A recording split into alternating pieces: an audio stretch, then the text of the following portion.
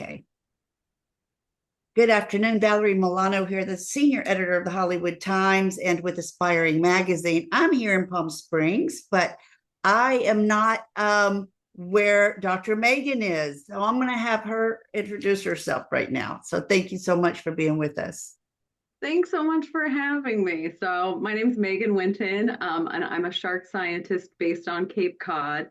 And here my work is really focused on learning more about great white sharks, which have made a big comeback in the waters of the Northwest Atlantic. And Cape Cod, where I'm based, has become the newest global great white shark hotspot. So that's what I'm focused on day to day.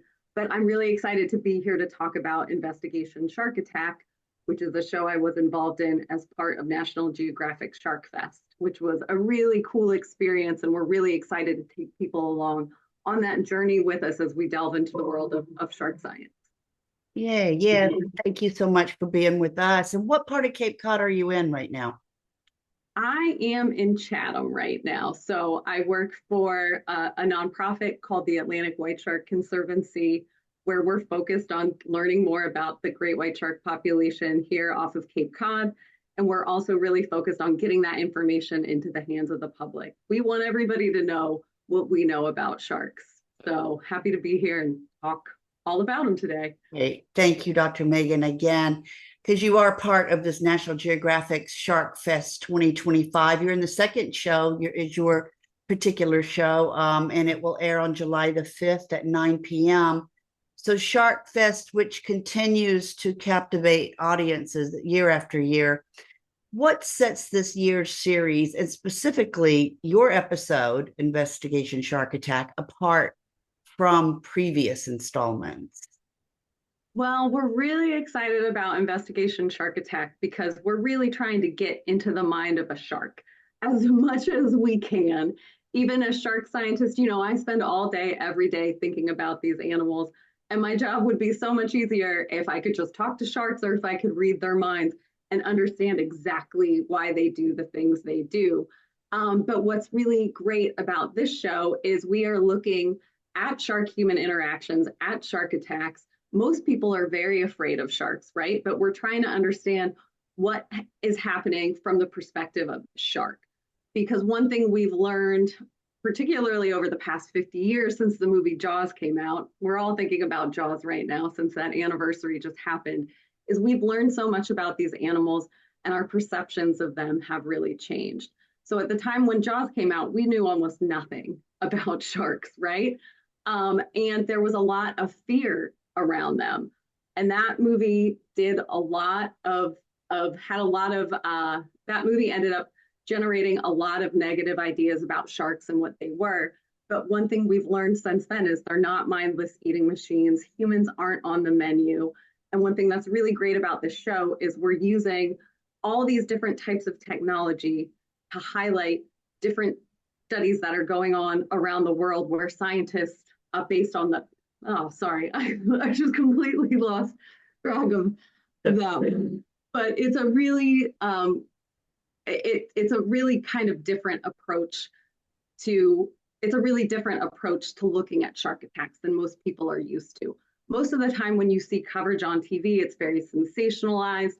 It portrays sharks as sort of mindless eating machines that are out there intentionally biting people in many cases. And we know that's not the case. And so we've come a long way with shark science and learning about these animals and their habits. And that's what's so great about this show is it's going to put you kind of in the mind of a shark as much as we can be. And we've got experts coming in from all over the world, including the 4 shark scientists that are in the room for the show. And they're kind of taking you through the scientific process as well.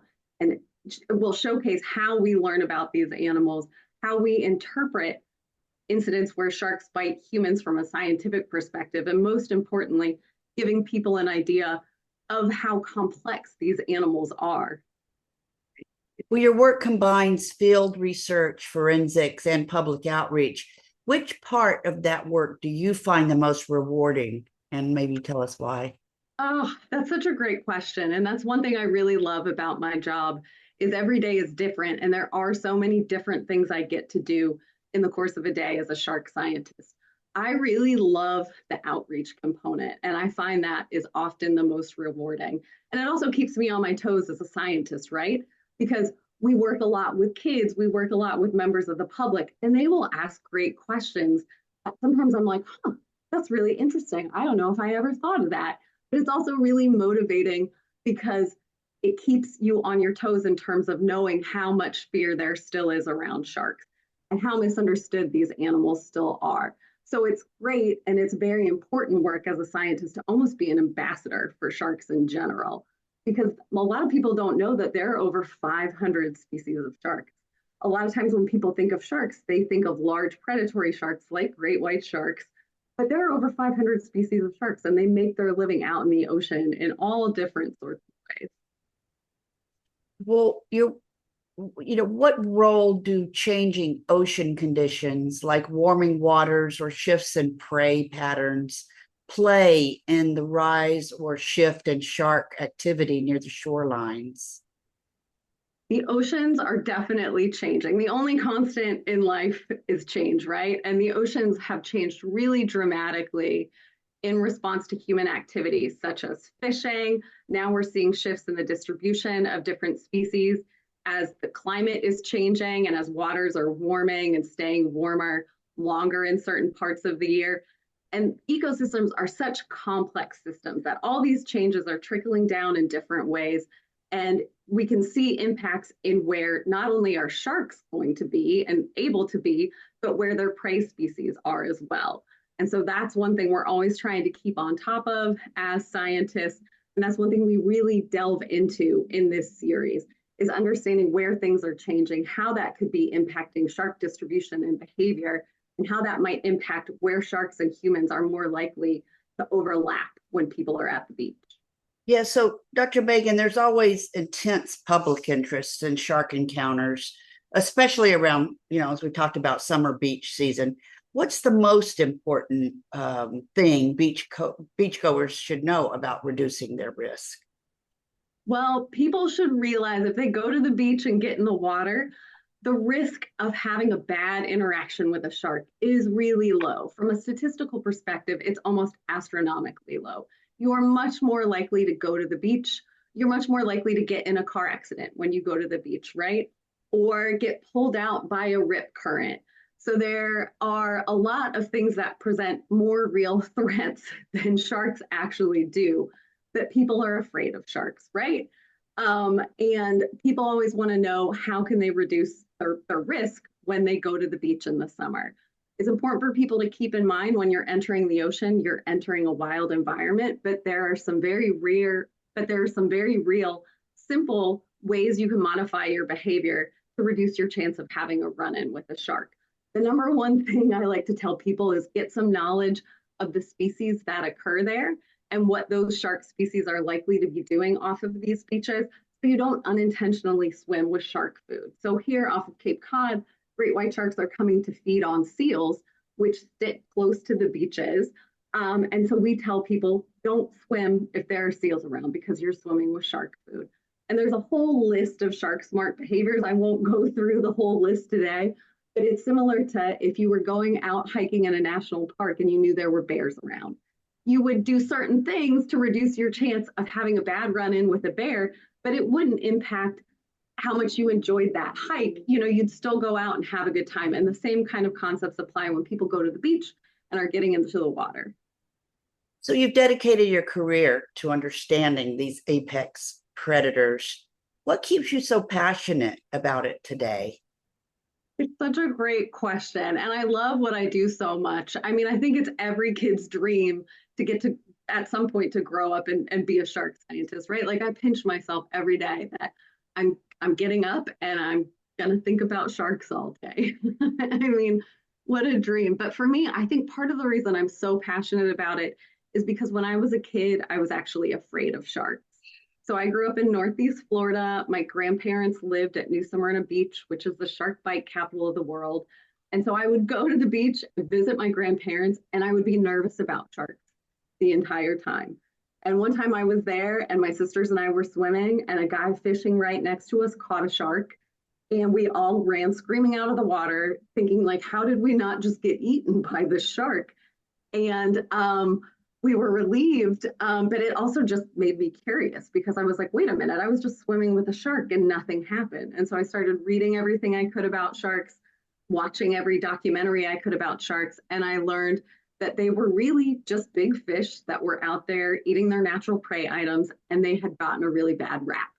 And that a lot of shark species at that time were declining in response to human activities, in response to fishing pressure. And a lot of people hated sharks and thought the only good shark was a dead shark. So that became my mission in life at the time. And it's been so amazing to be an ambassador for sharks in ways, and also to help people learn more about these animals and learn what they are versus what they're not. Because I guess my career and my passion is really a testament to the fact that that knowledge really is power. And it's just been very cool to be a part of. I love it. It's been really great seeing this project and meeting you virtually and talking to you about this. And I know that the viewers that will be watching, will learn a lot because I know I did.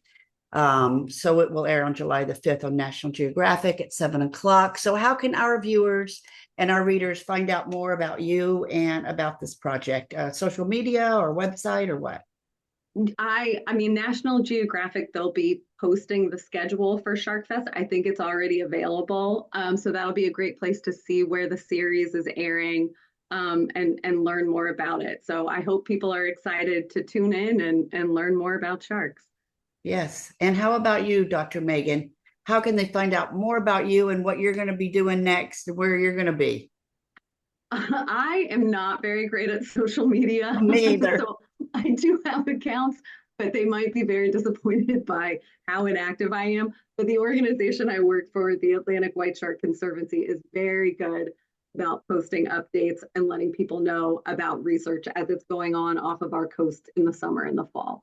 So I'd encourage them to check that out. Good. That's perfect. Okay. Well, we're the Hollywood Times today as our website, and the Hollywood Times official is our YouTube channel. And thank you so much for getting on here with me and teaching us so much about sharks and all the research that you all are doing there at National Geographic. Thanks so much. Thanks for All having right. me. Have a great rest of your day. You too.